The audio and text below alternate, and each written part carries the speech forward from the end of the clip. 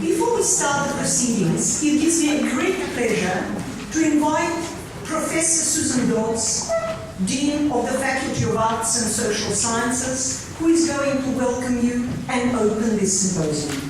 Professor Dodds.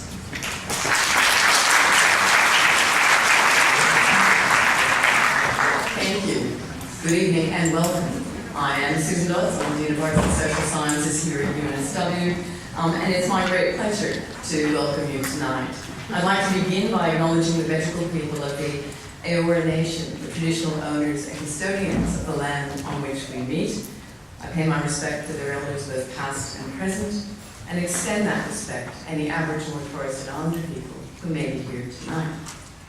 I'd also like to acknowledge before this audience the rich diversity of Aboriginal languages in Australia and the importance of preserving and promoting diverse language practices.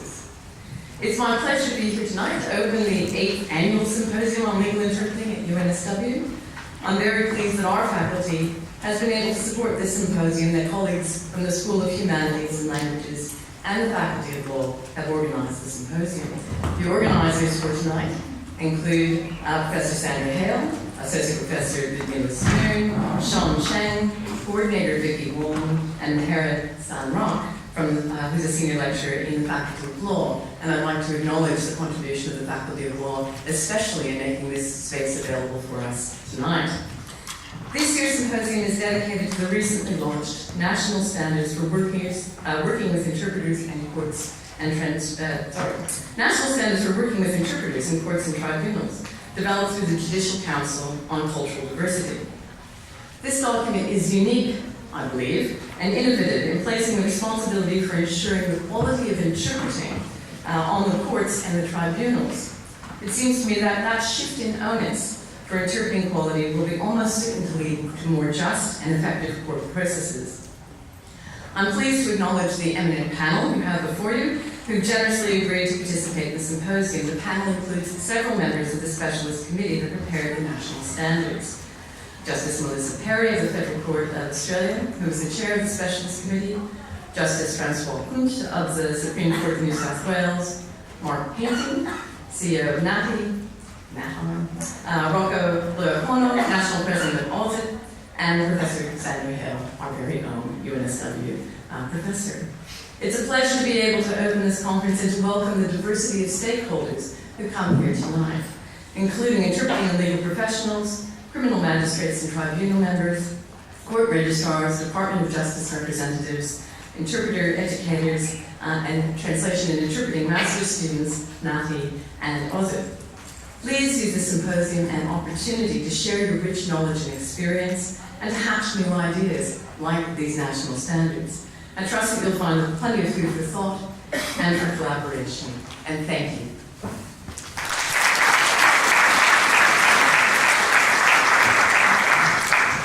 Thank you very much, Professor Dodds, for opening this symposium.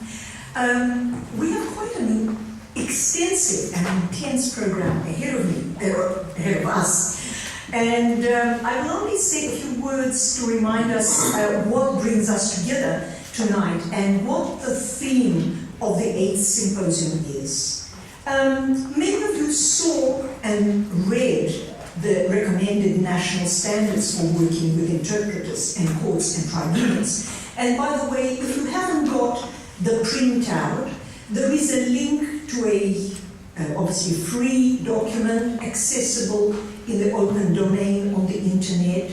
So you can just type in recommended national standards and you will get access to that document.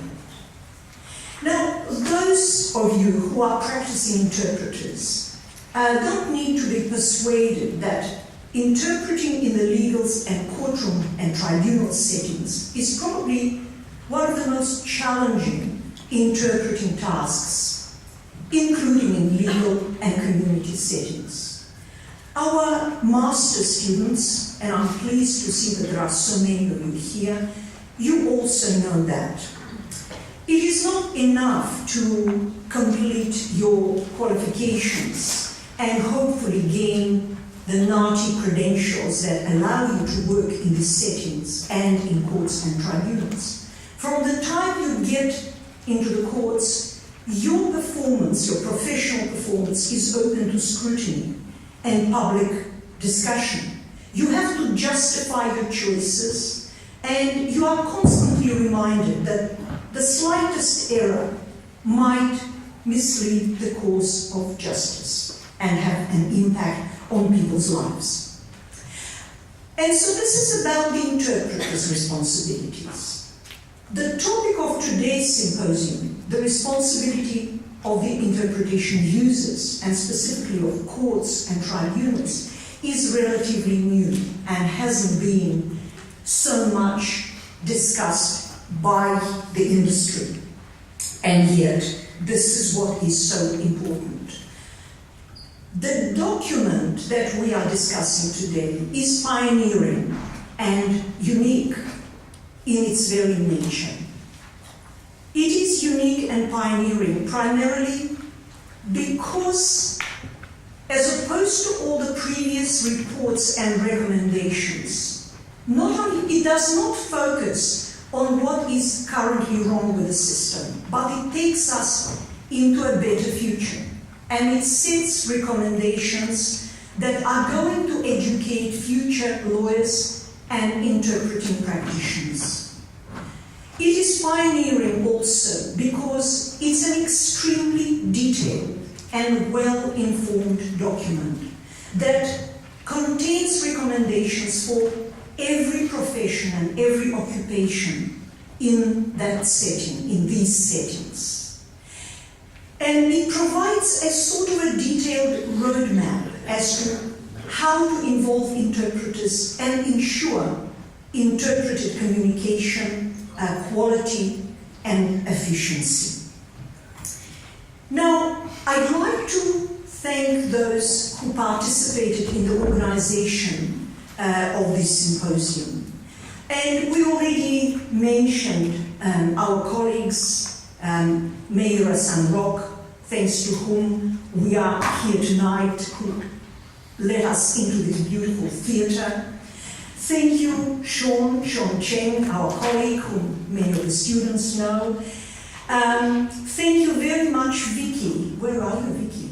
Vicky Wong, who is our PhD student, but also a very capable event organizer, as it turns out. And of course, our wonderful volunteer students. Thank you very much. Now, this event wouldn't have happened had it not been for my colleague, Professor Sandra Hale, who has been an inspiration and a driving force between not only this event, but just so much improvement in this field. Which leads me to the introduction of our very eminent panel, and I will repeat what Professor Dodds has already said before. We have with us tonight Justice Melissa Perry, Federal Court of Australia and the chair of this committee, Justice Francois Kunz, Supreme Court of New South Wales, Professor Sandra Hale, Mr. Mark Painting, the CEO of NAATI, and Dr. Rocco Loiacono, AUSIT National President. So, we are going to hear two presentations by Sandra Hale and by Justice Kunz, dedicated to this document. They are going to introduce and discuss it, and after that we will have a Q&A. So we will involve our audience as much as possible, and you will have the opportunity to answer questions. We do have some questions that have been sent to me. They will be read out, so we'll leave it till there. And so now, Sandra, I'd like to invite you to speak.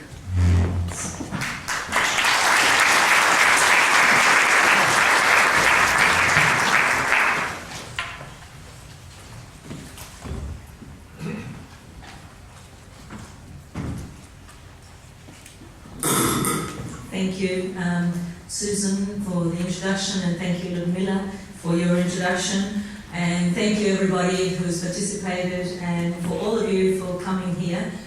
This is a very important event, in my opinion, and I'm going to to give you the background of how this started.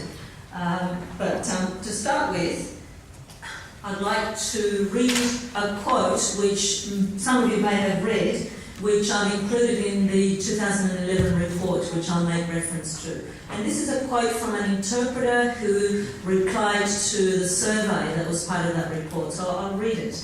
So he says, "Last week I was called by an interpreting colleague with a problem. She was standing in the registry of the district court, having been asked by the judge, counsel, and everyone else in the courtroom to find some better interpreters. The problem was that the interpreters sent by the agencies who have snaffled the contracts to provide language specialists to the courts were only sending paraprofessional interpreters. These people had little experience or skills in interpreting, and most had never worked in a courtroom before. In addition, the matter in question was a criminal trial. The freedom or imprisonment of defendants was at stake. The bungling efforts of these unskilled, inexperienced paraprofessionals was jeopardising the proper administration of justice in New South Wales, and the court recognised it. My friend had contacted me because I was a fully accredited interpreter with conference and courtroom experience. In addition, I was a former lawyer, so perfectly suited for this sort of work. Would I do it? Sure, I said. But who was going to employ me? And then the fun and games began. The court registrar was very anxious to employ me, but could only do so if I was contracted through one of the agencies. Fine, I said I'd call them and ask them to put me on their panels, but it wasn't that easy.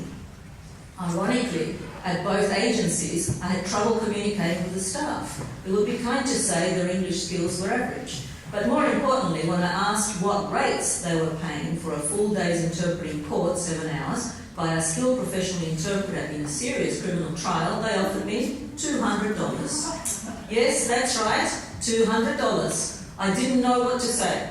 There was a long silence. All I could come up with was this, and it's absolutely true. Yesterday, I employed a man with a truck to move a pile of dirt for my garden. He charged me $77 an hour, plus tip fees for his manual labour. All up, $450 for about 4 hours of work. How can you offer me $200? This fell on deaf ears at one of the agencies, although there was some much discussion in another language at the other agency, and then I got, we give you $220. But that final offer, okay? No, it's not okay. Okay, this quote sets the theme for today. It puts the whole discussion into perspective. I've been in this field for 33 years, first as a student, then as a practitioner, and later as an educator and researcher. I've seen many improvements over the years, particularly with regards to interpreter training, which for the past 2 decades has been informed by robust research. I've also seen very important improvements in the understanding of and interest in interpreter issues by the judiciary, tribunal members and lawyers. And I stress that this is so important, and we couldn't be here presenting this document if it hadn't been for the interest of the judiciary. More recently, there have been vast improvements to AUSIT, the professional association, and to NAATI, the national accreditation body. And these are excellent outcomes that we need to celebrate. And it's the result of the persistent and arduous work of many dedicated people. However, and very unfortunately, the example that I've just read out to you, written 8 years ago, could have been written yesterday or today. Interpreters are still not treated like professionals, they're not paid like professionals, and many do not perform like professionals either. As a consequence, it is not only the individual interpreters who suffer, who after all can leave the profession to practice something else that is better remunerated and appreciated, but ultimately it is those who rely on interpreting services who suffer. Not just the non-English speakers who live in this country, but everyone concerned. Defendants, victims of crime, society at large, and the administration of justice. By way of background to this document, in 2009, after a landmark conference in Fremantle that brought together interpreters and judicial officers, the AIJA, which is the Australasian Institute for Judicial Administration, commissioned me to conduct a national review of interpreter-related policies and practices and the survey of practicing court interpreters and judicial officers and tribunal members around the country. The results showed, there were many results, but the main results that I'll highlight were dissatisfaction from both sides. So dissatisfaction from the legal profession, mostly quoting poor quality of interpreters, and dissatisfaction on the interpreting profession, mostly quoting poor remuneration, poor working conditions, and lack of appreciation. The results were published in a report in 2011 with 16 recommendations. The last recommendation on that report was a protocol on working with interpreters in courts and tribunals. When I first published that, I was told by many in the legal profession that such a national approach would be impossible to achieve because of the state-based legislations around the country. In 2015, however, I was surprised to receive an invitation from the Chief Justice Wayne Martin, who was chair of the newly formed Judicial Council on Cultural Diversity, to write a national protocol, together with a former judge of the Supreme Court of the Northern Territory, the Honourable Dean Mildren. As we started the project, it became apparent that this was the opportunity to create a much bigger document which would have a stronger impact, with input from a representative committee chaired by Justice Melissa Perry, who is here with us on the panel, and Justice Francois Kuntz, who will address us after me, was one of the main authors of the document as well. The committee brought together interpreters, interpreting scholars, tribunal members, judicial officers, administrators, AUSIT and NAATI to work on the production of the recommended national standards for working with interpreters in courts and tribunals, which is the theme of this symposium. Now, after a period of public consultation and some required amendments, the document was approved by the Council of Chief Justices and launched in October last year, 2017, in the Australian Capital Territory. The response to the standards has been mixed, and it's only just been launched. Interpreters have welcomed them, but are sceptical about their implementation. Court administrators are concerned about the cost of implementing them in light of limited resources, and ethical language service providers wonder if these standards will stop unethical language service providers from undercutting them and undermining their efforts to improve conditions for interpreters. But today I'd like to ask, and I'd like us to reflect, the following questions. Do we really want the situation illustrated in the quote that was written 8 years ago to continue? Do we really believe that the courts are saving money by hiring incompetent interpreters who will invariably need to be replaced, or who will most probably lead to a mistrial, or worse still, to an incorrect verdict? Do we really want our graduates to aspire to such low pay and lack of respect from those who employ them?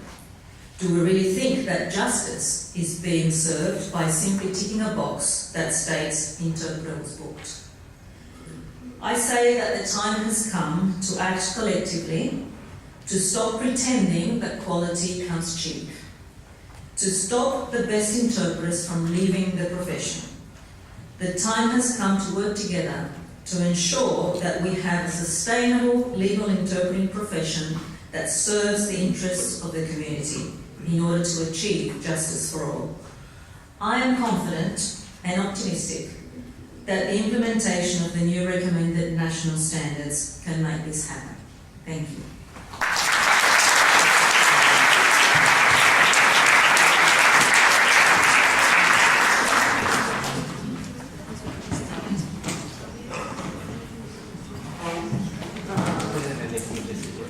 Thank you, Sandra.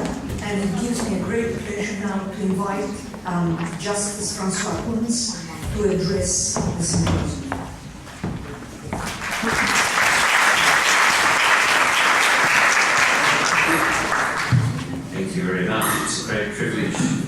be here, and I'm very grateful for the invitation that was extended to me. I would like to divide my remarks into three. I'm going to say firstly a little bit about the work I do and why I am passionate about making these standards work, and I hope to make a small case that there is actually something I can say sensible on the topic in a room full of such acknowledged experts in this area. The second thing I want to touch on is what you can do, each of you and each of us, to make these standards work, to make sure they stick and have a real impact on the quality of interpreting services in the justice system around this country. And then thirdly, I will run through a brief overview to orient you in the standards and to explain some of the most important features of them. I have only one claim to judicial fame, and I think that is that my surname is the most mispronounced judicial surname in Australia. And that's fine. Tonight there's been an exemplary attempt to get the tongues of the presenters around the Czech language to pronounce Courts correctly, and I'm very grateful to them. I sit in the Equity Division of the Supreme Court of New South Wales. What that means is I am a first instance judge of the court. I do not sit on appeals, unlike Justice Perry, who, because of the structure of her court, sits both at first instance and on appeals. And I do not essentially do crime. That's dealt with by another division of the court. But I sit in an extremely wide civil jurisdiction where I see the problems that can be raised by inadequate interpreting with surprising regularity. My jurisdiction extends from being the Deputy Adoptions Judge of this state to large commercial disputes through to disputes about wills. To give you an idea of the breadth of it, one afternoon I had an hour in court with a Mandarin-speaking woman with her wheelchair-bound husband, who she was trying to have removed from a nursing home where she said she was abused, where I was having to do the best I could to understand what she was saying because an interpreter couldn't be found to come and help her. And having disposed of her matter, I then had to restrain a $25 million US dollar Bitcoin transaction. So my diet as a judge is very wide.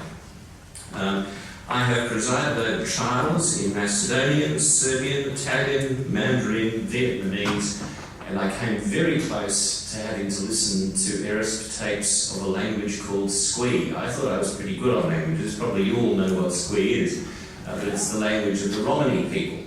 And the police had to explain to me that those tapes actually had to be sent to the Metropolitan Police in London to be translated because we had no interpreters in Australia who were qualified to interpret Squee.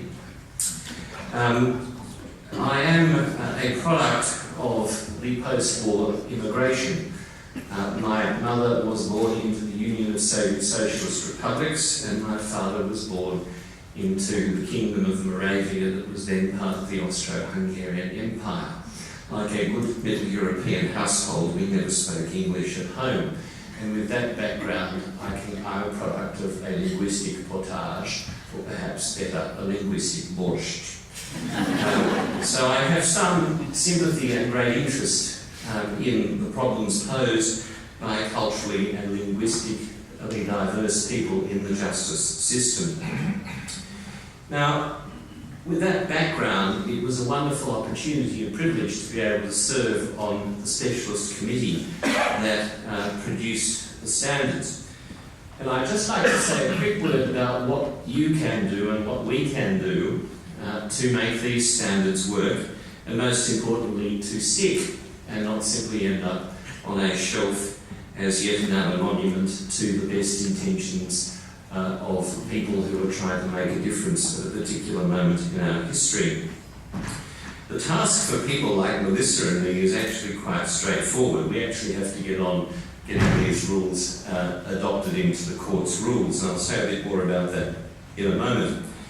But for all of us, we have an interest as members of our community in ensuring the proper administration of justice.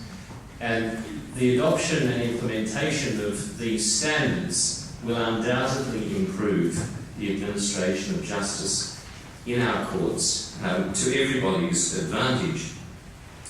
But from the point of view of interpreters, an observation which I often make is that the implementation of these rules will protect you. These rules, and if they are followed, will ensure that you are treated with the professional respect and courtesy that people of your skills deserve. Unfortunately, we can't legislate for you to be paid properly. That's the only thing I have to confess is beyond our power. But everything else that happens in courtrooms, and this is quite an important feature of why the judges are involved here, what we can control, we have no budgetary control. We just come to work in a courtroom that the state provides us, but what we can do is we can control the processes of the court in front of us. And so we can implement these rules, and their implementation will ensure that you are protected from many of the practices that I know occur in relation to interpreters.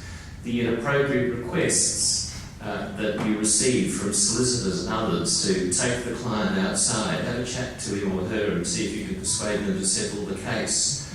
I have often had cases in front of me where interpreters for self-represented litigants end up becoming what we call Mackenzie friends, where because interpreters, like all human beings, tend to be decent people, they see someone in trouble and they want to help.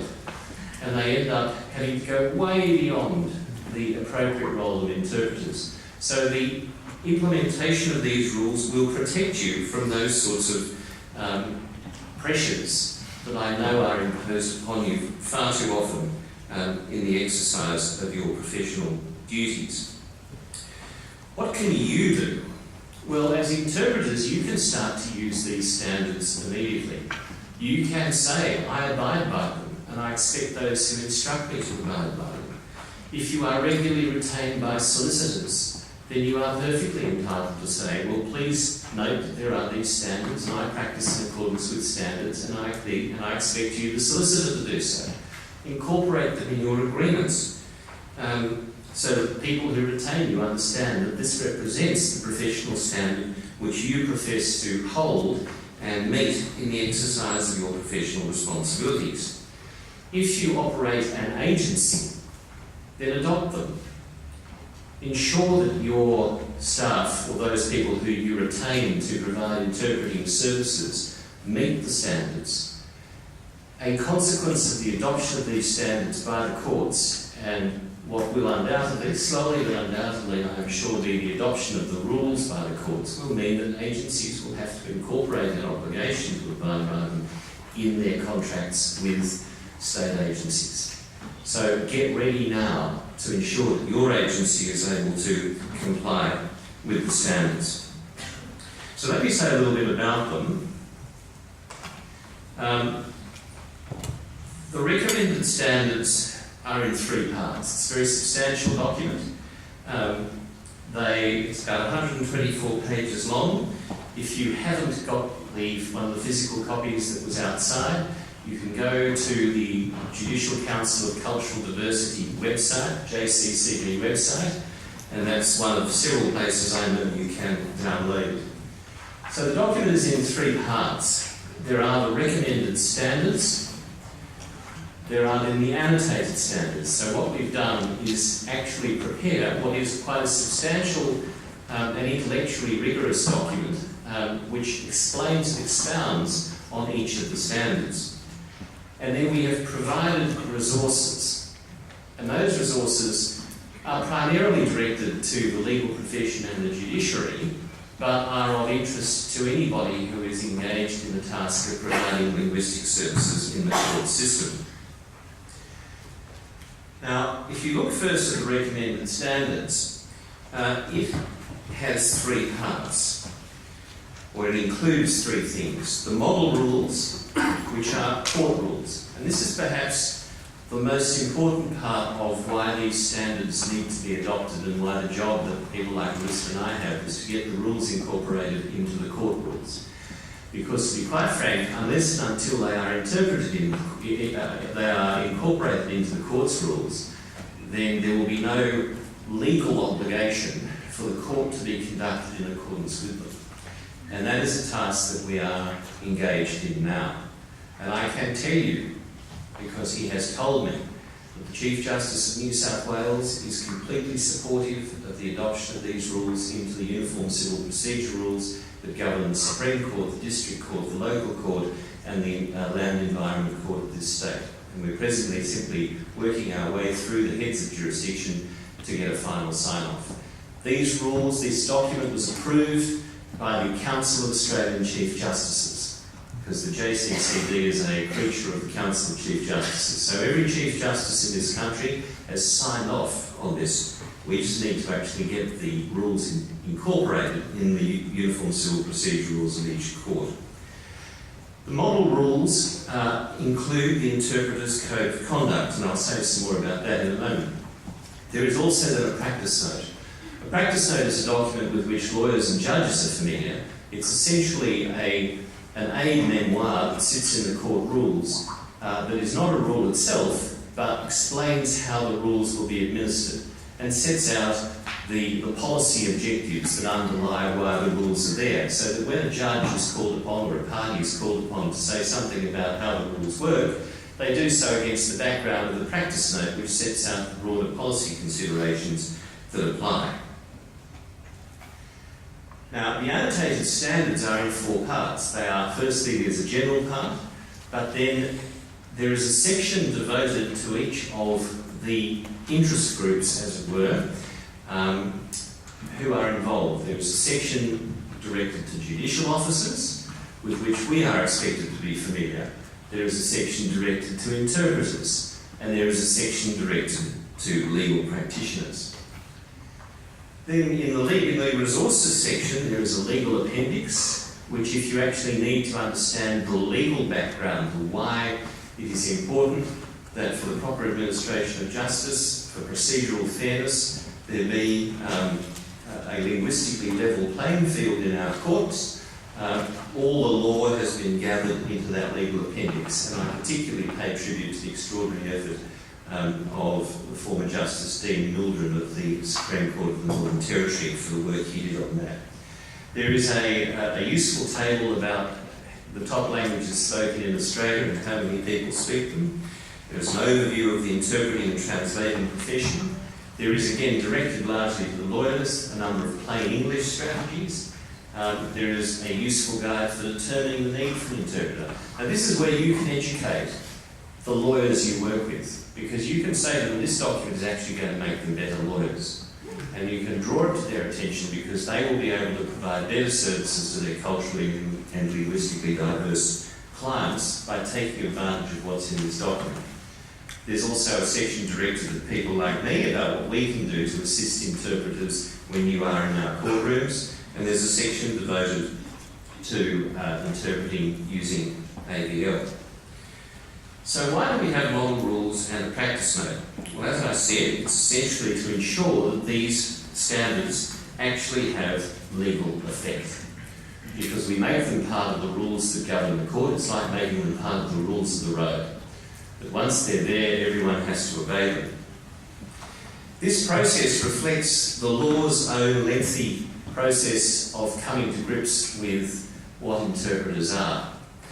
And my favourite example of how far we have come is from a decision of the High Court of Australia in 1960 in a case called Gaio and the Queen.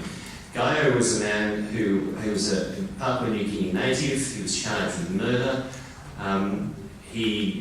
The local patrol officer was the only person who could interpret, so Gaio's evidence, including an alleged confession, was interpreted from his dialect by the patrol officer to a policeman, and then the policeman took it all down. And the simple question before the High Court was whether that was hearsay, because it had gone through the interpreter, Mr. Arthur, the local patrol officer.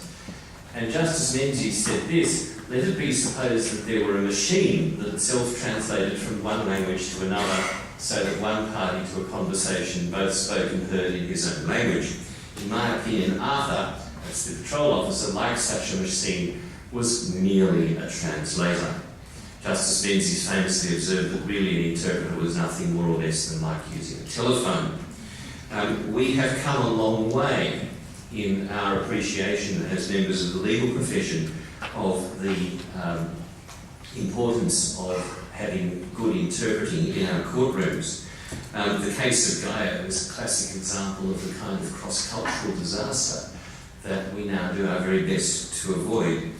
But the very thought that we were thinking of interpreters as merely a translator is a classic reminder that interpreters were, and I regret to say to my shame, still very often the afterthought of the legal system. And these standards are designed to try and change that. The most important change that we wish to introduce is to elevate interpreters to the status of an officer of the court. Now, to lawyers that has quite a specific meaning, because lawyers are officers of the court. And the key point about being an officer of the court is that you owe a paramount duty to the court. In the case of interpreters, of accuracy and impartiality, which override any duty that you may have to a party in the proceedings, including the party that is paying the bill. Now, in that sense, you're being brought into a club which includes the legal profession, because a solicitor or a barrister has the same overriding duty, ultimately, to the court and the proper administration of justice, which in critical or difficult situations overrides the duty that that person will have to their own client. So what we've provided is to make very clear what your role is. And that is to say you're there to interpret. You're not there to assist a party. You are there to make sure that what is translated, you're there to interpret accurately from one language to the other, either in spoken or signed communications. So having identified the role of an officer of the court, we then specify in the rules the sort of people who may carry out the office of interpreter. And you'll see there, first criterion, currently accredited by an appropriate agency or other system, so NAATI accreditation is first and foremost what we're guided by. Have read and agreed to comply with the Code of Conduct, which I'll come to in a moment, and have sworn to interpret accurately or affirmed to the best of their ability. That's who you have to be, but this is who you shouldn't be. You can't be a person who may become a party or a witness. You can't be a person who is related to or has a close personal relationship with a party or a member of the party's family or with a witness. You can't have a financial interest in the outcome. And you can't be a person who, for some other reason, would be unable to fulfil your paramount duty to the court of duty or of accuracy and impartiality. And we accept that, particularly in a culturally and linguistically diverse world, there will be situations where, by reason of gender, culture, religious belief and otherwise, you may feel it inappropriate for you to be involved in the proceedings, or more importantly perhaps, the people who would otherwise use your services may have a view about those sorts of issues. Now, the Code of Conduct is one you will all be familiar with if you're members of AUSIT, because we have shamelessly borrowed from the AUSIT Code of Conduct with the permission of AUSIT, for which we're very grateful, because that human dynamo, that Iberian dynamo, Professor Hale kindly said we could. And so we have borrowed the AUSIT Code, but changed it a bit to reflect what we see has to happen in the court environment. So there's a duty to the court, and that's the paramount duty. There's a duty of accuracy, impartiality. There's a typo, that shouldn't be confidence, that should be competence. But you can be confident. All in favour of being confident. But we want you confident in competence and not in error. And there is a duty of confidentiality. So we specify the general duty of the court. And at this point I want to pause, because when this is implemented, and indeed should be the case today, when you are in a courtroom, your best friend should be the judge. Now, I know that many of you have had less than satisfactory experiences with members of the judiciary.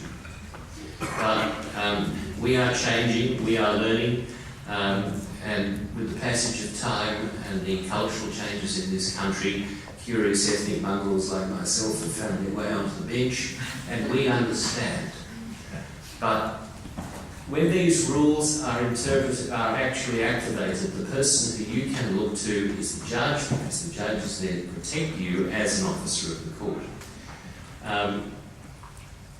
And you'll see there particularly the fact that you're there not to be the advocate, agent or assistant for a party or a witness. Now there are then 3 tiers of interpreters, and we've ranked them at A, B and C, and an important feature of this document is that we decided we had to work from an evidence base. You couldn't lay down a standard that said you needed fully conference-trained interpreters in every language spoken in Australia, because we know there aren't such people. We know that, of course, at the very opposite end of what we do in a big city like Sydney very often, but in an area where Justice Martin, Chief Justice Martin works, where he's got hundreds of Aboriginal languages to deal with, it is sometimes necessary, as it were, to break all the rules we've set in these rules by saying, well, if the only person who can interpret is a member of the accused's family, so be it. If that's all you can do, and that's the very last resort, that's what you have to do.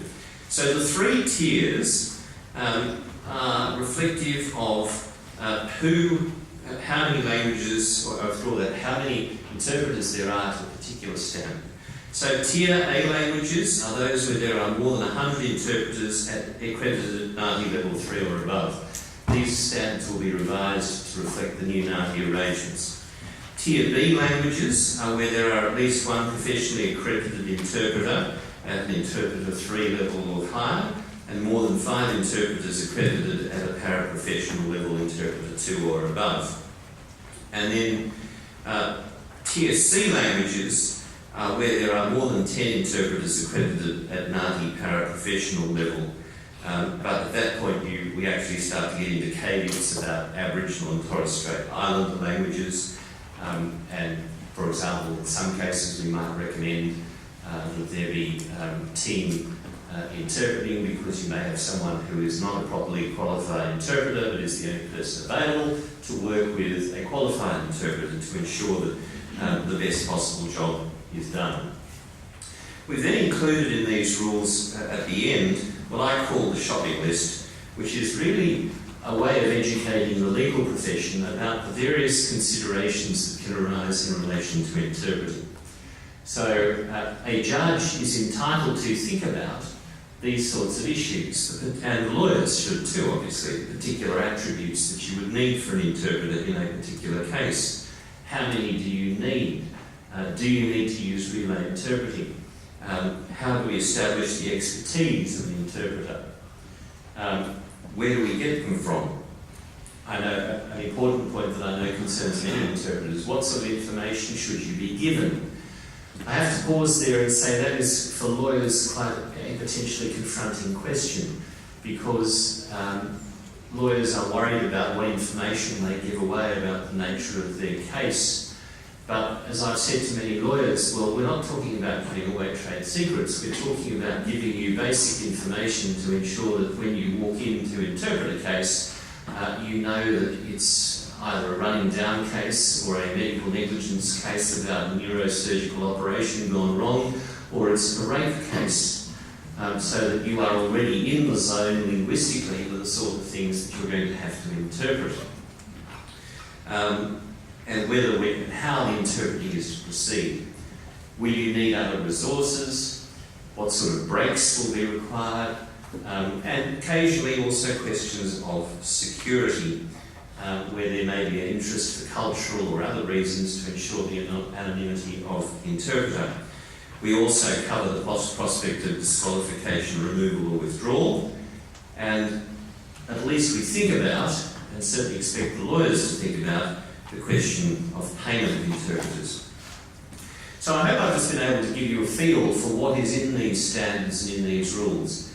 They are the product of a group, an extraordinarily diverse and talented group of people who came together with one purpose and one purpose only, which was to improve the administration of justice in this country by engaging wholeheartedly with the interpreting profession and partnering with you to ensure optimal legal outcomes, but also to respect and encourage the professionalisation of the interpreting profession in this country. I found my engagement and involvement on this committee to have been a great privilege. I learned an incredible amount, and I continue to learn, and I hope you'll teach me something this evening in the questions and discussion that follows. Thank you very much.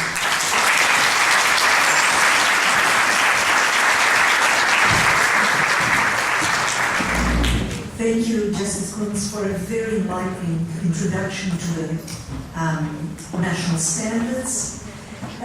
So what I suggest we do now is switch to the Q&A mode. Which one is it? The top one, yeah. So I'll just get to the document. And I suggest that we will start with some of the questions that have been sent to me. Some of them, in fact, this is probably an opening statement by one of the staff of Professionals Australia, who is not here but asked me to throw this just as a thought, because, as we said, we are celebrating this very important document. We realize that many of its aspects are probably aspirational. So how do we move forward? And I'll just read out what Nike Barras of Professionals Australia said. Professionals Australia is a stakeholder and wants to see the recommended national standards implemented. It wants to be a part of the implementation and to be involved in any working party to see it rolled out. We don't want to see another piece of work shelved.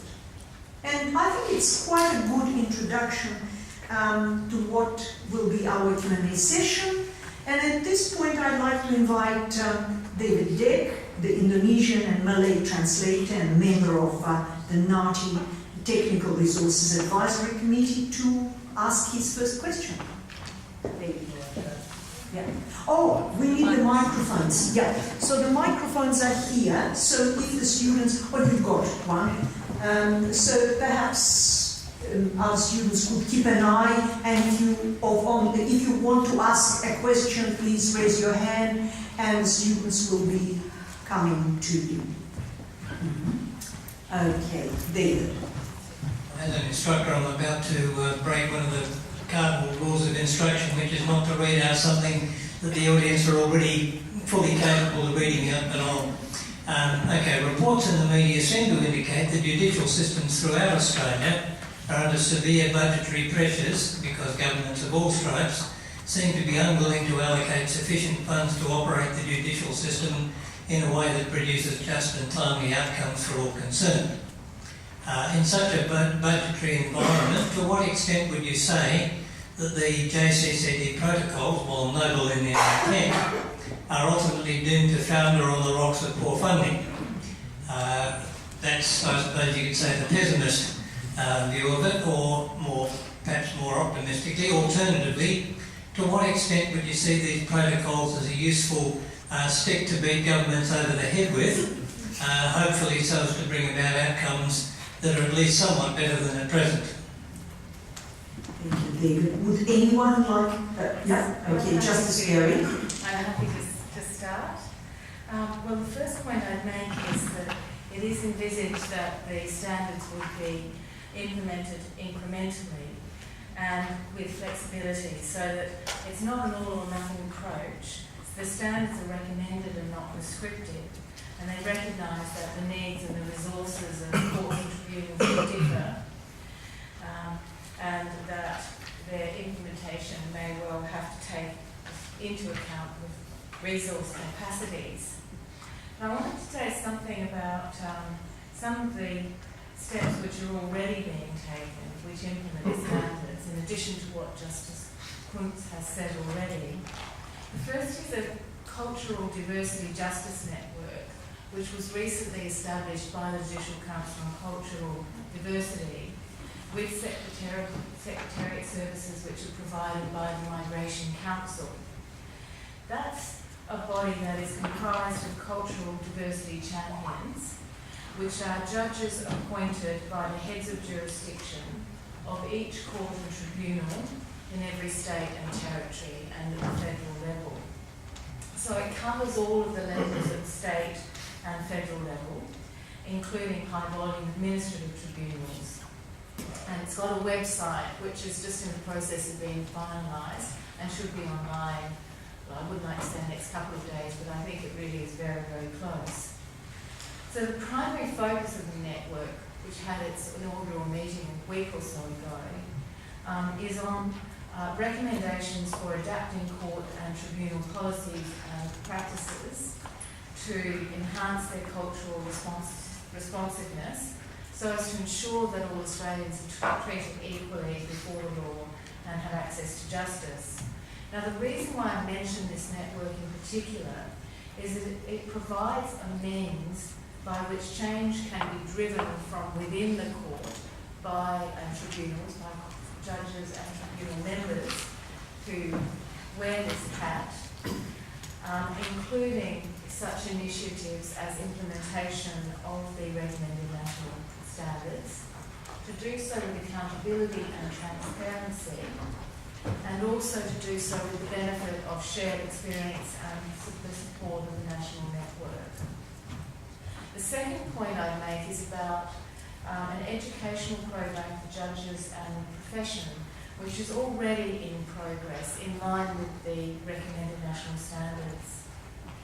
It's intended that the educational program will improve an understanding of the role of interpreters and their qualifications and accreditations, improve an appreciation of the vital and necessary role that interpreters play in ensuring access to justice and procedural fairness, and in complying with pre-existing requirements of procedural fairness. So these are obligations that courts have to comply with in the exercise of their functions. So the provision of a fair trial is not something that's optional. It's something that is a requirement as a matter of law. The particular initiatives which have already been put in place or are in the process of being developed include an online cultural awareness program for judicial officers, which has an interpreting module.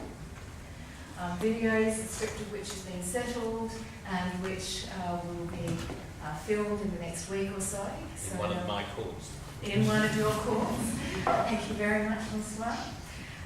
We've got fact sheets, which the text of which is now being settled, which will reduce to more digestible chunks some of the information, some of the critical information in standards. And I'm just about finished. Just hold the microphone. Oh, I'm sorry. Or just move it with the stand. Let's move it with the stand. Is that better? It is. Too close. No, maybe is that better? Yes. Now I can hear. I'm sorry that I won't repeat what I just said. I apologise that I wasn't speaking enough into the microphone. In addition to the online cultural awareness program for judicial officers and the videos and fact sheets, judicial education is already occurring within quite a number of courts, including in my court. And I know that at the next judges' meeting, which will be a national meeting, it's intended to devote quite a substantial session to educating judges about the standards. In addition, there is judicial orientation for new judges and magistrates, and ongoing education for all judges and magistrates, and the Judicial Council of Victoria and the National Judicial College of Australia, the ANU, it's hoped will take these on board and incorporate them into their programs. So that's some of the ways in which already we are seeing some initiatives taken. Thank you very much. Anyone else from the panel who would like to add to this? Mark. If I might, I could I just add a little bit to the issue of the funding that David mentioned, and of course in previous life, many years as a senior executive in in the public service. I know that the issues we're talking about in terms of funding and convincing central agencies and governments, so I think what we have to do is change that conversation from one about cost to one about value, and start talking about risk as well. Because it is easy to, if we talk about what, we all know that what might be perceived as a small cost now becomes very insignificant in the context of when things don't go so well. And you look at overall, so I think we just need to start thinking about that, changing the emphasis of cost into overall value, and talk about risk of. There are a few very well-known cases. Gibson case in WA where you can see what the consequences are when you don't do the right thing. So I think that's the way we should approach that. Could I actually add a little bit to that, because I think this is a really important point, that there's been a real focus on the costs of implementing the recommended standards. But in fact, many of the some of the recommendations have already been operating for some time in some jurisdictions. An example of that are the guidelines developed by the Kimberley Land Council for assessing whether an Indigenous witness or litigant requires an interpreter. Also, many of the recommendations are simply good practice, and I'm finding that I'm adopting many of these just in the ordinary course of proceedings in front of me. And these can be adopted without structural changes and without expenditure of funds. But there are also, as Mark has just alluded to, very significant costs which can be associated with the failure to provide interpreting in accordance with the standards imposed by law. In circumstances where the court is not satisfied that the level of interpreting or the competence of the interpreter will meet that standard, then the obligation will be ordinarily for those proceedings to be adjourned. The failure to do so can lead, in the case of an administrative decision, to an invalid decision, with consequential costs of bringing judicial review proceedings and then the matter going back for redetermination by the administrative decision maker. And in the case, for example, of a criminal trial, it can result in a miscarriage of justice and a retrial. Now that not only brings with it obvious legal costs and expenditure, but it also brings with it the more human costs of an accused and witnesses having to go through the trauma of a retrial. There are also broader social costs. Part of this is, if I can just refer to a report which was taken into account in the formulation of these standards. It was prepared for the JCCD by the Migration Council, which looked at the experience of migrant and refugee women in courts. And this found that a negative experience by refugee or migrant women not only had an impact on the individual who was concerned, but that individual would then report that negative experience back to their community. And as a consequence of that, members of the community could then feel the courts were not a safe place, or they were not a place where they could go, for example, if they were suffering domestic violence or had other very serious concerns. So it's vital in that sense. But more optimistically, the report found that when the refugee and migrant women had a positive experience and they felt that they were listened to and that the courts were accessible to them, even when they didn't receive the outcome in the particular case that they wanted, they felt satisfied with the legal system. So providing competent interpreters also assists in building confidence in the courts and making them more accessible in a very real way. But there's also a cost when interpreters act in ways that are inappropriate or where their role is not properly understood. And again, the report on migrant and refugee women's experiences indicated that the common problems included, for example, asking inappropriate people to interpret even the children, for example, of a woman who is alleging that she suffered abuse.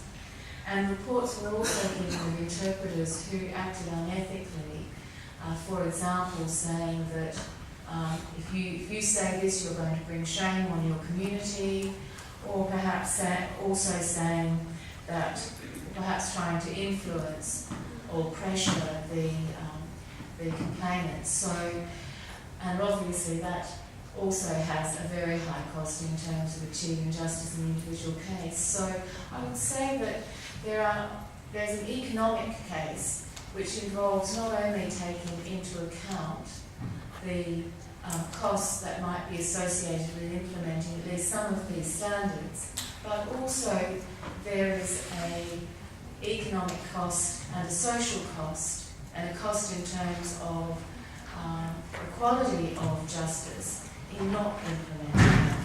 And so we need very much to keep that in mind when we look at these standards. But I also just make an observation about the question of cost. At the heart of the standards, as I've said, is the implementation of the rules. A point which has been accepted, at least in New South Wales, is that the implementation of the rules involves no cost. And that's an absolute key to the philosophy that we've adopted. It's not going to cost the government a cent when these rules become part of our uniform civil procedure rules. And that's related to a second point, which is that the document is a powerful resource. I mean, we have the privilege of having some of the most informed people in the country on these issues sitting around the table, and our ambition was to capture their wisdom in this document so that as a resource it's available to everyone. It educates the judiciary, it educates the interpreting profession. And the point I would like to make is that cultural change is free, and that's what this is about. A lot of this is about cultural change on the part of the judiciary, but also cultural change on the part of the interpreting profession, and that these standards in this document enables you to change the culture of your own profession to the better, to the extent that you want to. And the point I make with great respect is that if you call yourself a profession, then you aspire to professional standards. It's as simple as that. And aspiring and trying to achieve those standards is free. Thank you. I think this theme of the interpreter's responsibility is going to, for the change, is going to come up over and over. But I'd like to return to the point that Justice Perry has raised, and it's about the need for economic investment in order for these changes to occur. And I'd like to draw your attention to two questions. Again, the first one, the top one, I will skip the bottom one and go to the next slide. So the first one says, and that's the court's perspective, while the diversity services work with registrars to improve accessibility to the justice system, the courts may not have the capacity to accommodate these recommendations, as their resources are very limited and some of the recommendations are not practical to be implemented. So that's the first statement. The other one is more about the magistrates' courts. Magistrates, even supported ones, are unaware of this document. Magistrates' courts don't have a dedicated budget. How is it going to be funded? Is this going to be just another report? What will the judiciary be doing about it? Any comments? Yeah, Sandra.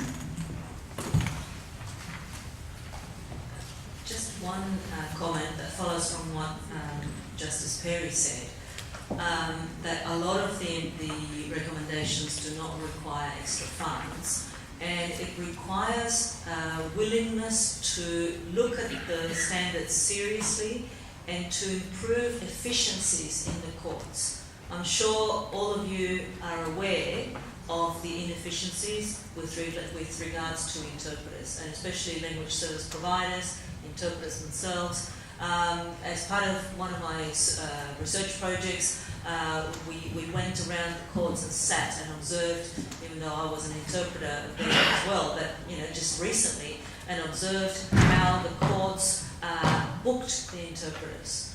And there are a lot of efficiencies that can be made by having better booking systems, where you don't have 4 interpreters in the same language, in the same trial, just doing Chinese whisper style interpreting, where everybody sits next to someone and everybody's interpreting the same language. Where if interpreters could work as a team of 2, just as we do in conference interpreting settings, with simultaneous interpreting equipment, which we can, there is simultaneous interpreting equipment that is not very expensive, where interpreters can take turns and interpret for the whole case, where interpreters can be booked for the same language, for the same, or the cases can be done for the same language on the same day, for example. I'm just giving some examples. But these things can happen with some coordination and some willingness from the courts administration. And I know that the tribunals are doing more of these things, and it's probably easier for the tribunals to implement this. But it is not something that is impossible to achieve. And just to pick up from there, I mean, do you think providing briefing and case-related preparation does require a lot of capacity of the courts? What would you say to that? How much work do the courts need to put into the provision of some form of preparation and briefing? Because many of them think that this is going to stretch their resources and they won't be able to provide it simply because of the lacking capacity. I need to request you a little bit, because me as an interpreter, I'm working in the domestic violence sector more often than not, and going to courts and tribunals all the time. I've seen that we need a time for briefing and debriefing. It is good for us, and it helps the accountability, and with the confidentiality clause there, we are not speaking anything out of context. So that will improve the quality of the work. If a person is briefed and just not thrown into the deep end all of a sudden, then it's much better things to be understood. And when another person who doesn't speak English has the cultural and everything context mixed up, so briefing and debriefing, that won't take much of a time. 15 minutes before and 15 minutes after should do it, and it will improve the thing a whole lot. I for myself ask time for debriefing and briefing. If I don't get the job, it doesn't matter. But I for myself ask for it. Yeah, I think you're absolutely right, and we all agree about the essential nature of briefing and hopefully debriefing. The question was more about the court's perception that this is somehow costly and they don't have resources and capacity. Anyone from the panel to address this? Well, I'm not sure that the problem from the court's perspective is necessarily one of cost. I'm just not aware of particular concerns having been expressed in relation to that issue. I think one of the issues which has been touched on by Justice Kuntz is a concern about the confidentiality of some of the material and of releasing material in advance. The standards themselves do recommend that where it is possible, the interpreter should be provided with material in advance of the hearing, and it's recognised that that will assist greatly in improving the quality of the interpreting, and therefore it benefits everybody in the courtroom. So I think we will see that change in perception, but it's a discussion that needs to be had within the context of a particular case. Again, the shopping list of matters that courts should consider in preparing for a trial, where you at least have the possibility of being able to prepare, and that's not always the case. For example, the domestic violence situation, as you indicated a moment ago, it may be going pretty much straight in the hearing. So it may be that if a short allowance of time before that is the best that can be achieved. to allow for a briefing process to occur. But where you have a longer running trial and you've got the opportunity to make appropriate directions to prepare for the trial, then at that stage the model rules suggest that consideration be given to whether material should be provided to the interpreters in advance and what material that might be, and how far in advance. So those sorts of considerations can be taken into account. I'm not sure I see this question of costs in the court system. The question in my mind is, who do you expect to be doing the briefing and the debriefing? Because, and I certainly have no personal or professional experience in domestic violence jurisdiction, but interestingly, one of the things that was fascinating about the process of consultation we went through was the number of issues thrown up by domestic violence and the interpreting aspects of that and the problems with that. So we are au fait with that. But as Justice Perry has said, primarily the question of briefing in the sense of telling the interpreter what the case is about would fall on the parties. Mostly the social workers or the court officers can do it. Yes, and I think so. To me, I don't think it's a costs question. It may be an area where one needs to look at, for example, the preparation of some short standard materials, the education of someone in a court to be at least responsible for that, and perhaps be in a position where those materials are available in a number of languages. For example, in my court, we've developed a set of a guide for self-represented litigants, because I just got sick of telling people how to run their cases as self-represented litigants, so we prepared a document. And so when I have a self-represented litigant, we give it to them. If they're a culturally and linguistically diverse person, we send them off to somewhere where at least they can get some of it interpreted to. I couldn't get any money to have it interpreted into any other languages, so the written document is only in English. So in the domestic violence space, I can see there being an advantage in preparing some materials, so at least you as interpreters would have something to work off to assist people to understand what's going on. But when you really think about it, it's not a cost impost, or if it's a cost impost, it's a photocopying charge to produce a piece of paper. The biggest problem with that is that everybody in the court knows what's going on, but the interpreter. So we are the ones that are facilitating the communication, but we are the only ones that don't know what's going on. There was one question here and then here. Yeah. Oh, okay. Sorry. I'm very honored to be here tonight because to me this is 46 years late. I have been practicing interpreting for 46 years and I'm very happy and honored to be here. We were like in a rudderless ship before. Now the ship has rudders, captains, and we are in the right direction as far as the future of interpreting is concerned. I would like to give a few examples, if I may. When it comes to briefing the interpreters, I don't think it works in every jurisdiction. Take, for instance, the children's court. There is a privacy issue. They never tell anybody unless the person is in court and the court procedure takes place within closed doors. So there's no way interpreter can be briefed in that jurisdiction. Another thing is this. When interpreting becomes interpreting in court but not translating, there are conflicts of interests. Now, if you're not a translator, you cannot translate a written document. But as an interpreter, when you are in court, if a judge asks you to translate a certain document, you can do it. To me, it's a conflict of interest. Now, when we go to courts, Community Relations Commission had given us instructions years ago. They told us we're the part of the court, we're the member of the jurisdiction. Now, when we try to do these sort of representations, I had some unpleasant experiences. When I go to court, I go for either for victim or for the defendant. But I cannot be there for both of them.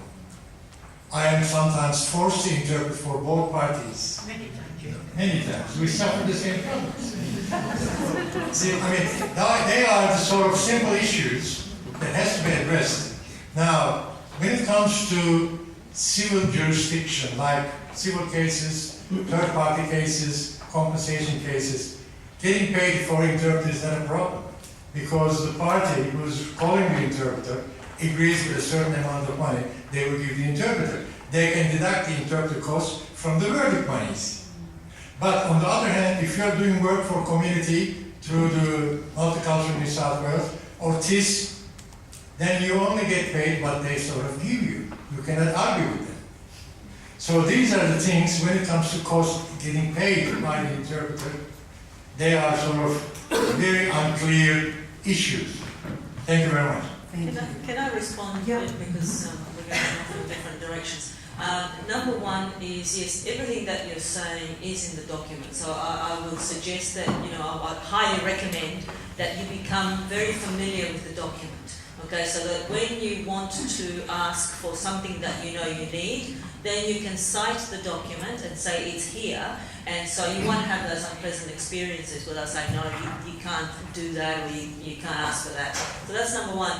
Number two, I think it is very important that the booking person in the courts, whoever that person may be, and it would be a good thing to have a dedicated person, I'm sure they must have a dedicated person to make the bookings for interpreters, that person is very familiar with the document, and also that the booking person in the language service provider, so in the agency who hires the interpreter, is also very familiar with the document. Because we've had experiences where interpreters have asked their agencies for something that they knew they needed, and the booking clerk at the agency told them no. Whereas, if they had known that this was something that was available, they would have helped the interpreter. So for those language service providers who are here, it's very important that you become aware, familiar with the document, that all the staff in your agencies also become aware of it, and that you support your interpreters. That you are there to support your interpreters who want to do the right thing, obviously. And similarly, if there's anyone here from the courts or tribunals. Also the briefing, which is here as well, and as you said there about the briefing, I know that, in tribunals, some tribunals, for example, they can book you half an hour earlier. If it's something that is highly confidential, the courts could also, book you 15 minutes, half an hour earlier, and they can discuss this with you beforehand. So they don't have to send it to you, so leave it out in the open. So these things can happen in a different way. Yeah. Thank you, Sandra. Sandra, I have a related question to that. What about the instances when it is still the court is in procedure, the trial is going on, and the thing is, it's question and answer between the judge and the lawyers and the solicitors and the prosecutors, then the onus falls on the interpreter to take all the information in and tell it to the applicant or the defendant firsthand what's going on. Sometimes the lawyers they don't just have time. Okay. It So, really puts a lot of pressure on that particular interpreter who is trying to do the best in that circumstances. Okay, 2 points here. Again, the interpreter should know what their role is, and the interpreter should not be acting like a lawyer, because that's not your role for a number of reasons. But if you're talking about when the interpreter has to simultaneously interpret what the lawyer is talking about the time afterwards. Yeah, so that's definitely not your role. So you just refuse to do it. You are not, the person that you're interpreting for who doesn't speak English is not your client, it's their lawyer's client, and it's the lawyer's responsibility to talk to their client and you to interpret. So that's simple. You just say, that's not my role. But it doesn't happen in that way all the time. Exactly. My experience is that The Yes. judge expects you Yes. to whisper to the Yes. client, And there like is what is happening, what is transpiring between the judges and and the there is people, a the big lawyers. gap. Oh, that's the, yeah, okay, that's a different. And it is very of difficult. the law. It is very difficult to keep pace Yeah. with this what they have been saying. That's a I mean, different thing, yeah. So no, in it the is- document, yeah. Because otherwise the judge expects, I have been instructed by judges at the same time, like you do the whispering translation for your Oh, client. that's right. So, It is very difficult. yes, you interpret simultaneously what other people are Sandra, saying. we have gone through those experiences where we have seen that we haven't done a law degree, but we do have to go up to that expectation where there is no time and we have to interpret what the law is describing at that moment. Can I tell you what is happening in the Northern Territory, which we put in the document? That because of the difficulty of interpreting simultaneously very highly technical legal discussions that the interpreter is not familiar with, what they're doing there is the judge says to the interpreter, I will do a summary afterwards and I will ask you to interpret the summary. Yeah, So that's another way of doing this. If you are not able to do an adequate simultaneous interpretation at the same time. I have a question. Just a second, there was someone waiting. I thought I had a question. Me, I think I was going to make a comment earlier. I'm a magistrate in New South Wales local court. I'm not here representing the court, but my name's Beth Arnott and I've seen a few familiar faces in the interpreters present. I think all I was going to say was that in terms of briefing, and the discussion's moved on a bit since then, but in terms of briefing, it's clearly not the magistrate's job to do that. Somebody on the other side of the room suggested it was the court officer's job to do that. It can't, in terms of briefing about what the particular case is about, as opposed to those general issues that were being discussed that may be the subject of a general piece of paper or, summary. The particular case, it can't be the magistrate's job, it can't be the court officer's job, it has to be the prosecutor's job. For represented litigants, it has to be the lawyer's job. For self-represented litigants, it's a real problem. And there is a cost involved. And who is to do it?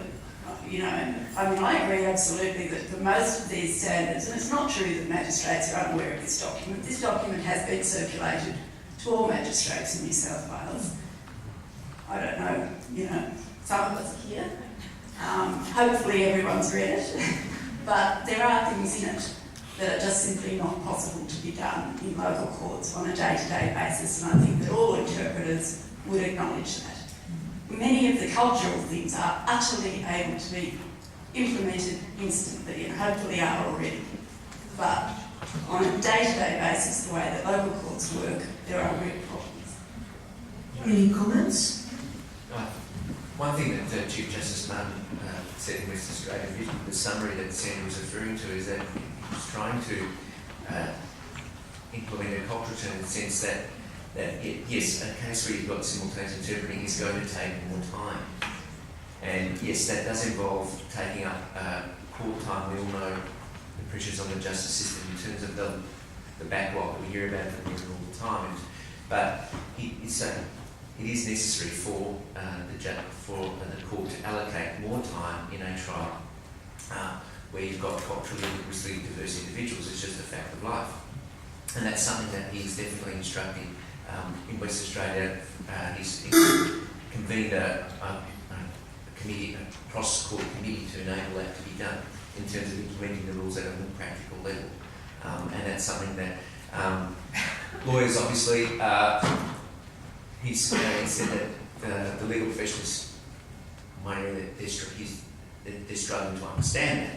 But and one of the other areas that he found, and I'm sure you will attest to, is getting lawyers to use one idea per sentence and to use plain language.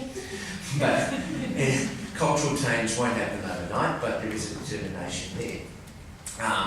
And that's something that both we here and you as interpreters. I also want to make a comment about using the document as a stick. came up earlier. Yes, you also have to aspire to professional standards yourselves, but you also have an opportunity here to hold the legal profession to account. And that's where the judge was saying that the court, the judge is your best friend. And in some instances, the various legal practice boards in your state might be your best friends. Now, I'm not one who generally advocates complaining, but if you believe that you have received poor treatment at the hands of a lawyer, and the judge may wish to disagree with me, but I think you are more than entitled to go to the legal, in Western Australia it's called the WA Legal Practice Board, I think here it's called the Legal Profession Board. They are there and they are more than willing to listen to stories or complaints about interpreters at the hands of legal practitioners where the interpreter has not been dealt with appropriately or in some cases with total disrespect. In using that, you can use the standards document to say, well, the standards are here. I've been treated very badly, and in fact, where we have a crossover of roles where the lawyer's saying, go to the client and take them for 5 minutes outside and explain to them what's going on. Lawyers should know better. I know that as soon as a lawyer sees a letter from the Legal Practice Board, the first place that lawyer runs is the bathroom. Okay. Because the last thing a legal profession wants to see is a letter from the regulatory authority saying, justify your actions. So, as I say, I don't want to encourage people running off making frivolous or vexatious claims, but there is that opportunity there. And that's another way of engineering cultural change. Thank you. Little. Yeah, thank you. Mr. Tenting, I have a case that's related to the legal interpreter in Singapore. Okay, I'd like to talk about this. UNSW has the accreditation system for outstanding, that is for AISC members to get an NAATI interpreter, certified interpreter, conference interpreters accreditation directly without any examination. So here's something actually unfair, and I had a case in arbitration. I had a client from China who is the employer of the solar company. That company's on the list, is very big. They have a dispute with Singaporeans in Singapore, and I had an interpreter who is the AIC member, but his background is Hokkien speaker. Hokkien is the dialect of China. It's not Mandarin speaker. However, he has AIC member between from two Mandarin and English. When he did interpreting for my client, he couldn't fully understand the legal terms which are usually used in China rather than in Singapore, because the Hokkien people use different dialects when they refer to Chinese.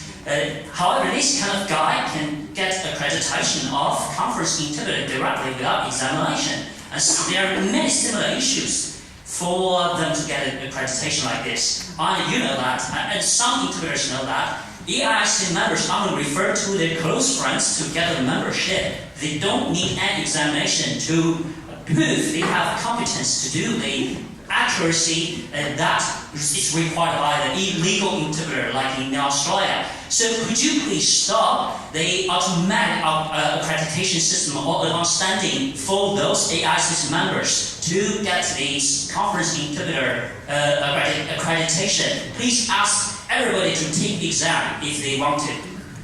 As far as I'm concerned, and I'll let Mark speak, everybody has to take an exam. It's impossible to get accreditation and now certification without an exam. Mark? Well, it is now. So just two comments, Lidon, before I answer. One, the issues of obviously the standards of the jurisdiction we're talking about, of course, irrelevant for the countries that aren't in Australia. But I get your point, but I know your real point was about accreditation and IEC, and clearly I'm not going to talk about IEC or any of that, because I'm not qualified to do that, it's not my organisation. But what you will be pleased to hear is that under the new certification scheme, there is no certification that can be issued at all without an exam. So what you're referring to is a time under the old system where someone who was an IEAT member, that's for people that don't know the International Association of Complex Interpreters, for people who are not familiar, and membership of that could get people complex interpreter accreditation. So under the new system introduced at the start of this year, that doesn't apply, and irrespective of the level, the only way to achieve NAATI certification is an NAATI test. Thank you very much. I'd like to get Patricia Villa, a Spanish interpreter and member of the track, to read her question. Can you see from here? Yes, thank you. Hello everyone. I'm also very honored to be here, and thank you to the panel and the authors of this quite relevant document. Things have changed in the last 28 years. I'm so happy to be here to be able to read these things. Interpreters around Australia have anxiously looked forward to these standards and now receive them with great delight. They set the bar high in terms of responsibilities and obligations of interpreters working in court. In Queensland, however, and I think Queensland is a bit of a different universe, as far as industry and the profession is concerned. As a result of a recent whole-of-government procurement tender process, professionally certified interpreters are expected to work in the courts for rates as low as $25 to $28 per hour, the second or third or fourth or fifth or sixth hour, when booked through the official language service providers or agencies. What does the panel think would be a way ahead for professional interpreters working in courts under these new standards, in view of the great disparity between what's expected of them as professionals and the remuneration they are getting? And Mark referred to something that I honestly believe in, to change the idea of the money bags, or those people who hold the money, from considering cost to considering value and appreciating the risk. However, right now there's a brain drain. The professional interpreters and NAATI-accredited people are abandoning the profession in Queensland. It's really a dire situation, and what can we do apart from harping on about this wherever I go? Thank you. Is this question addressed to anyone in particular, the panel? Could I just make one observation about this is the stick aspect of the matter? In the model practice note, we did look at this, and the only thing we could do, but I just draw it to attention in case it's been missed, is what we have said is a court that adopts the practice note subscribes to the proposition that as a general guide, the court adopts as reasonable minima the rates published from time to time by Professionals Australia. So at least in terms of your own using the document as a stick, you could say, well, that's the recognition of the rates that we accept for taxation purposes in the court system, that should be allowed as an appropriate rate. Can I also say something radical? I know it's difficult, but I would simply refuse to work for rates below those rates. And then if everybody agrees to refuse, the court will not have another choice than to say to the language service provider, why aren't we getting any interpreters? Because we're not paying them what they should be paid. The problem is that the interpreters never get together to discuss these issues. And the only occasions we get together, it is like something like here, which we do not talk to each other about all these issues. We come here only to listen or bring up some issues that we have. But that is, I know, Sandra, you have been working very hard, and I really appreciate, I was one of your students, and I really appreciate the work you have done. It is excellent. But still, we are a lot behind with what she brought up. We never had the chance to sit down all interpreters or translators, to sit down together and discuss what our issues and problems are and get some authority or some recognition. Well, that's why you need to join the union, Professions Australia, to fight for those things, and AUSIT. That's how you get together and discuss these issues. Sandra, I have something to say about that. Can I just cut in there? Sorry, I've been waiting to ask my question from earlier. I'm from Professionals, well, I'm representing Professionals Australia tonight. My name's Amelia. I do encourage all interpreters, translators to join if you do want to see better improvement in rates. I just wanted to go off what we said on the screen as well. I just want to say we really do appreciate the work that's been done. We're really positive about all of it, and we, Professionals Australia, have been involved in the consultation process of this, and we continue to want to be involved in the implementation process as well. I just wanted to ask specifically about the implementation. Is there a timeline of how long you think it will take to be implemented? And as I think you were saying earlier, is it about having it signed off and incorporated into every single court and tribunal? And just kind of thinking about that, do you expect everyone to be getting on board, or will it be, this handful over here will get involved and that kind of thing? Just wanting to know exactly about the implementation process. Thank you. Just before the answer comes, may I ask those who want to speak, please raise your hand so that the microphones could travel back to you, and we have some sort of a system and some sort of an order, rather than people speaking randomly and those who have been waiting cannot get a word in. Okay, please. I can answer your question in relation to New South Wales. I hope that by the end of the year, the Uniform Civil Procedure Rules will be amended to include these rules. And that is just the process of going through with each jurisdiction, getting a sign-off from the head of jurisdiction, and then turning the wheels. But what it does need is that in every state there will have to be somebody who is responsible for driving the process. Now, Justice Perry, I know, is playing a very significant role in the federal court. To be quite frank, it's my hope, and this is only a personal expression of opinion, that if the Supreme Court of New South Wales and the Federal Court of Australia get on board, that will start the ball rolling in other states. But that doesn't mean that you shouldn't be finding a champion in each state jurisdiction to get on with trying to get the rules implemented in the court system of that state. So, for example, I know Chief Justice Martin, even though he's coming to the end of his term, is putting things in place to make sure that those wheels keep turning in Western Australia. Thank you. Melissa? No. Okay, yeah. The microphone here, please, and then, this way. The front row, and then the gentleman behind. Thank you. I think I'm one of the few people here representing Queensland, the same as Patricia.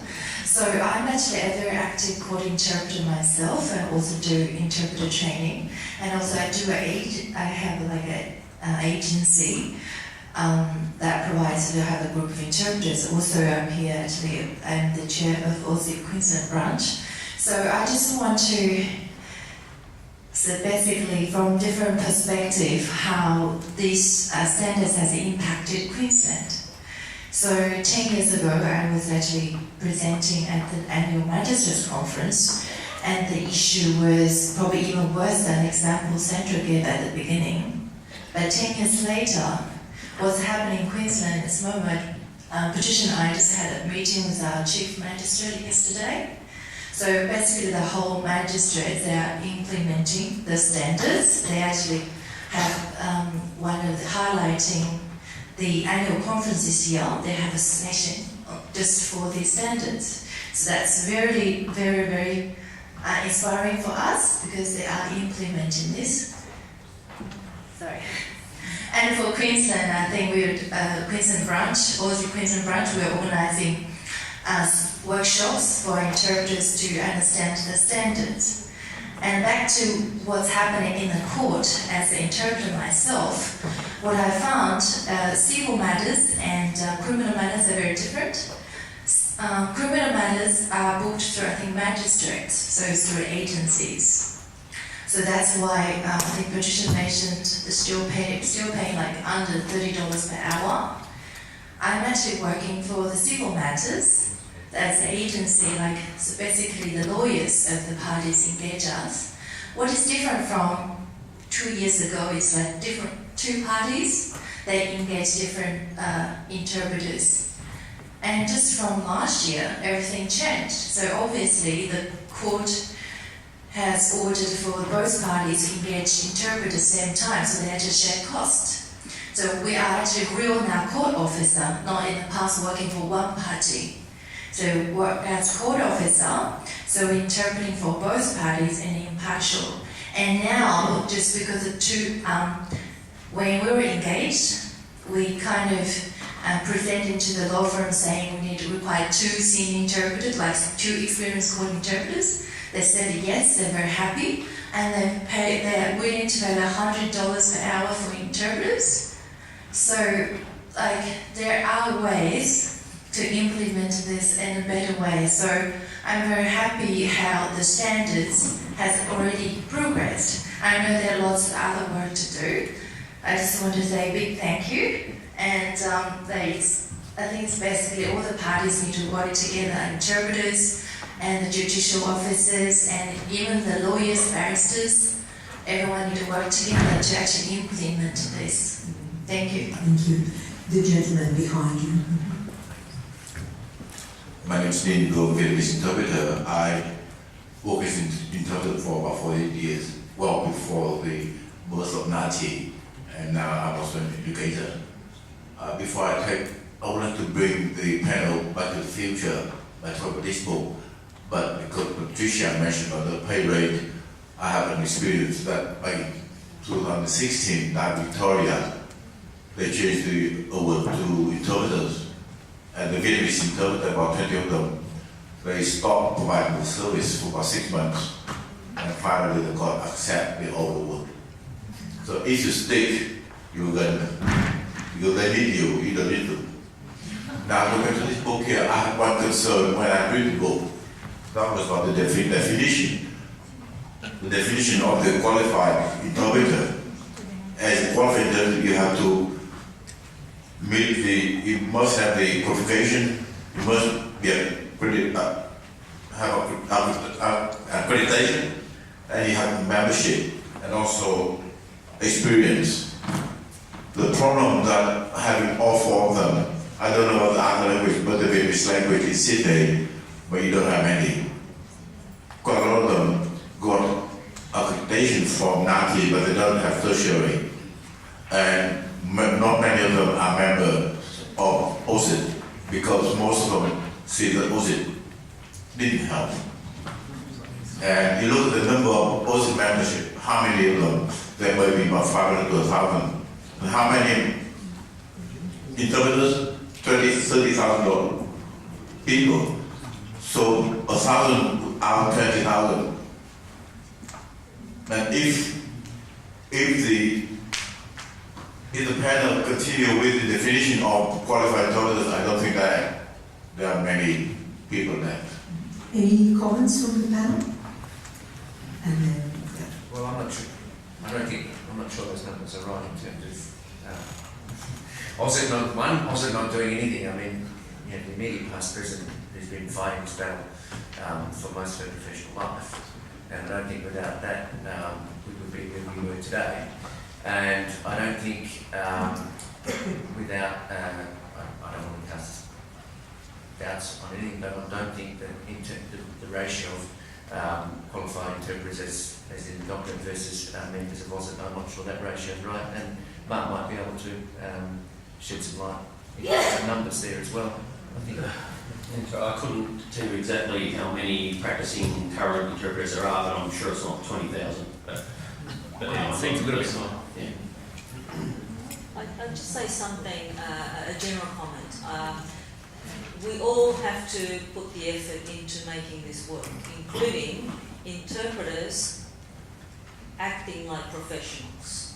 So all professionals need to be trained, need to be qualified, need to be members of professional associations, need to do continuous professional development. So we can't ask for better pay if we don't put in the effort for better quality.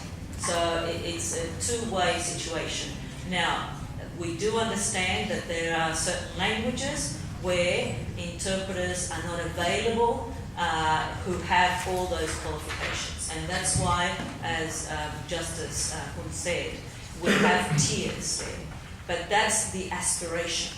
That's what we want. That's the top of the ladder for qualified interpreters. All of the others, and AUSIT, NAATI, the education institutions are all working towards qualifying more interpreters, and not only generalist interpreters, but also specialised legal interpreters. Just wanted to make the observation about Vietnamese. Vietnamese is a Tier A language because, at least on our data, there were the right number of suitably qualified, that is to say, NAATI level 3 or above Vietnamese interpreters. If in fact there's a problem out there that for some reason that data is not wrong, it's not right, then this is designed to be responsive to that, because we want people to come back to us and say, well, in fact, we haven't got enough interpreters in this language. And then we change the tiering, but also at the same time, hopefully, this is intended to drive the professionalisation of the interpreting profession and to encourage people to get qualified. So you would have more qualified Vietnamese interpreters if there is a shortage. I'm acutely aware of the problem. I was told recently that there's a shortage of Greek interpreters in Melbourne, which sounds bizarre. But I know it's because young Greek people, I've spoken to some of them, don't see interpreting as a profession they want to go into because they don't think they'll make $1 out of it. And that's a tragedy. If I might add, we have a unique chance here that we need to take. For the first time in probably the history of federation, we have the judiciary driving this, and when the judiciary drives it, it means that it's important, and that the legal profession regards it as important, and that society generally regards it as important because of the position that the judiciary has in society. And we need to, the judiciary now has presence of guys, Justice Mildred, Justice Martin, Kunch and Perry, they've extended the hand out, and we have, as interpreters, putting my interpreting hat on now, we have to take that hand with and as Sandra said, work together. This is a unique opportunity, and it's all well and good. Yes, there has to be cultural change from this end, but there also has to be cultural change from now, and that's in terms of professionalisation.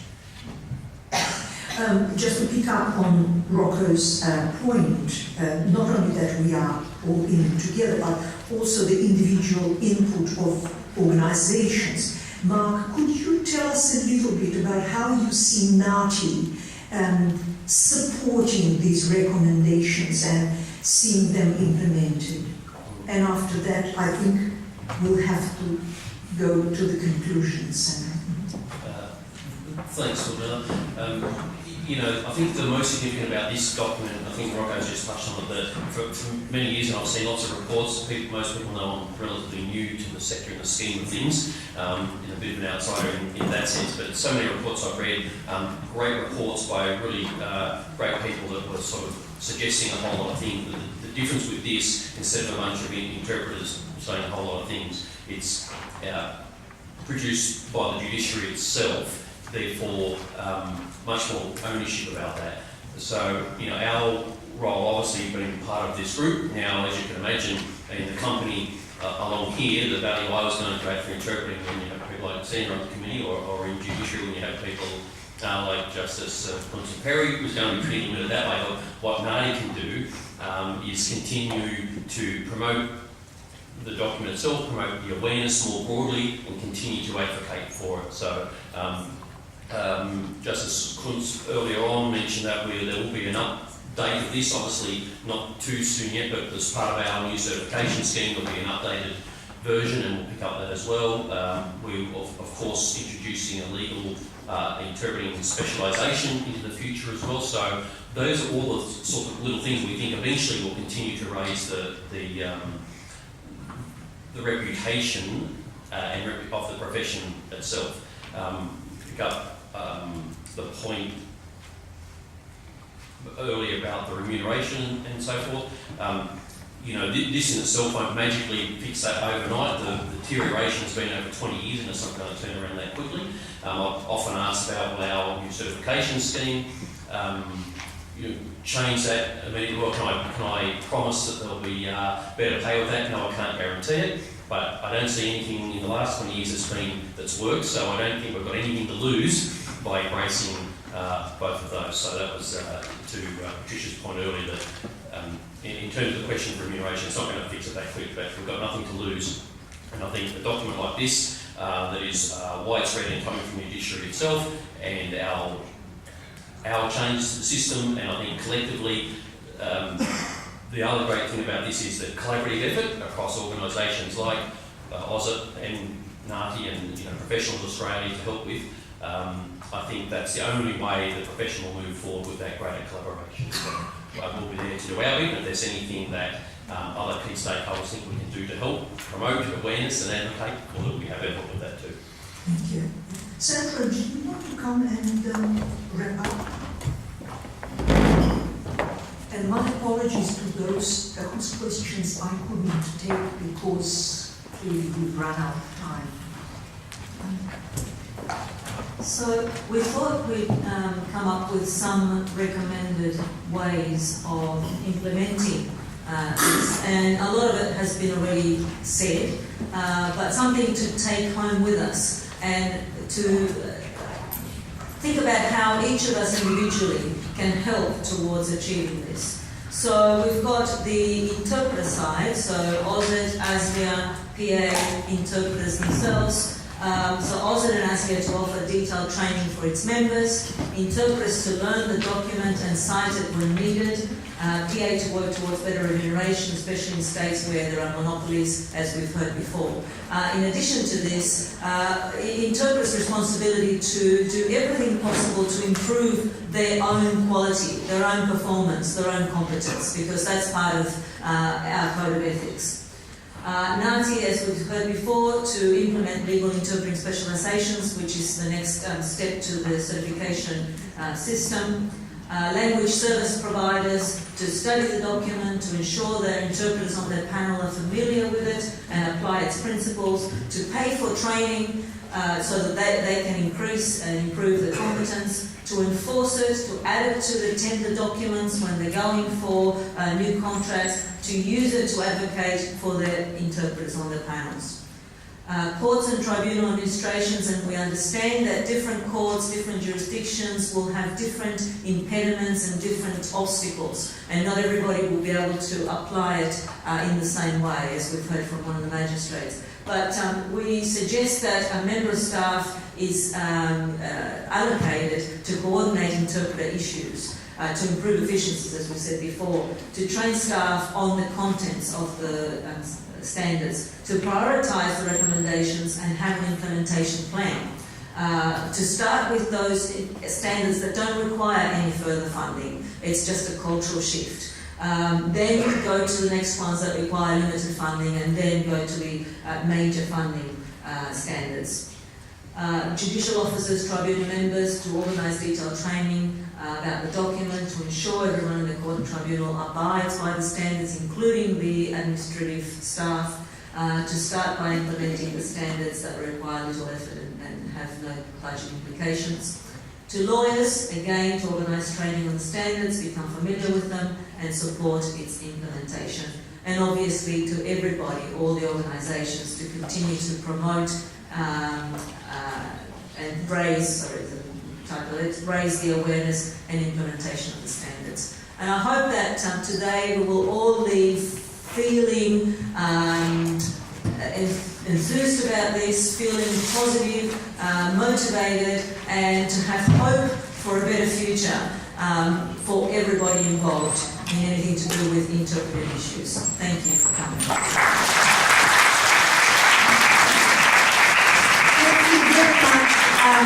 Our panel, Melissa, Rocker, Mark, Francois, and Sandra.